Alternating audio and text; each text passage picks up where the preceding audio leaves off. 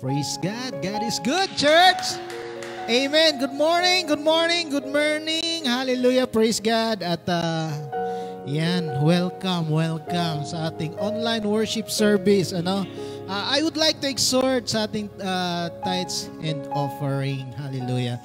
Pero bago ako mag-proceed sa ating tithes and offering exhortation, tanong ko muna, sino ba dito mahilig mag-impok? Lahat tayo gusto mag-ipon. Hallelujah. Pero ito mga kapatid, pasimula pa lang, grabe nang sinabi sa atin ng Panginoon. Warning kagad, warning sa atin. Ang sabi niya rito sa Matthew chapter 6 verse 19. I know, very familiar na ito about giving, no? Palagi natin itong naririnig, itong verse na ito. Pero sabi ko nga sa inyo, kakasimula pa lang, warning na kagad. Hallelujah. Anong sinasabi dito? Sa verse 19, do not store up for yourselves treasure. Grabe, may treasures on earth where moths and vermin destroy and where thieves break and steal. Grabe, no? Baka sabihin nyo, grabe naman yan, coach. Kakasimula pala. Akala ko ba, ma-inspire kami niyan.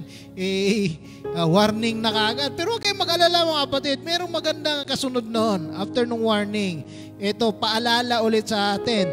Command. This is the command of the Lord for us. Verse 20, but store up for yourselves treasures.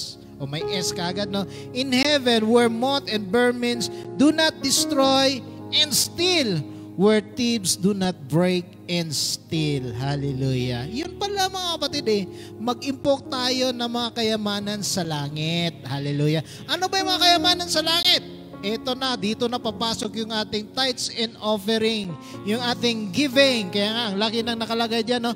Giving. Hallelujah. Magbigay tayo para sa Panginoon. Hallelujah. Ano ba yung ibibigay natin? Maaring yung ating monetary, no? Yung ating pera. Wala kang pera, yung iyong talent. Ay, hallelujah. Meron tayong mga ministry. Amen. Pwede kang magmaneho sa church. Pwede kang magtugtog. Kung may kakayanan kang magtugtog. Kung gusto mo magluto, may kakayanan kang magluto ka. Amen. Hallelujah. And especially, ang pinaka-importante diyan, let's give our time to the Lord. Hallelujah.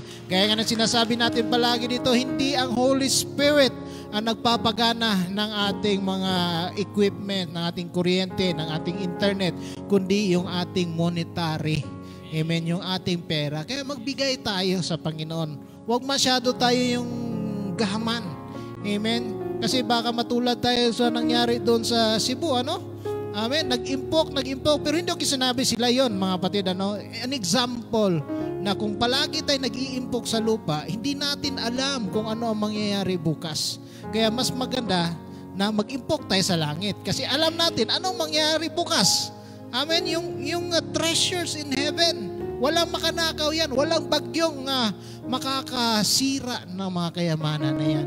Kaya kung handa na tayo, meron tayong ipa-flash dyan na anong tawag nito? Bank.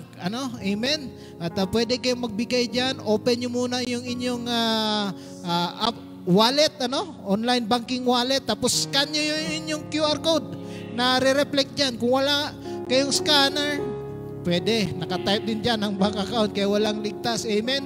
Kaya magbigay tayo. Mag-impok tayo sa Panginoon. Hallelujah. Let's give!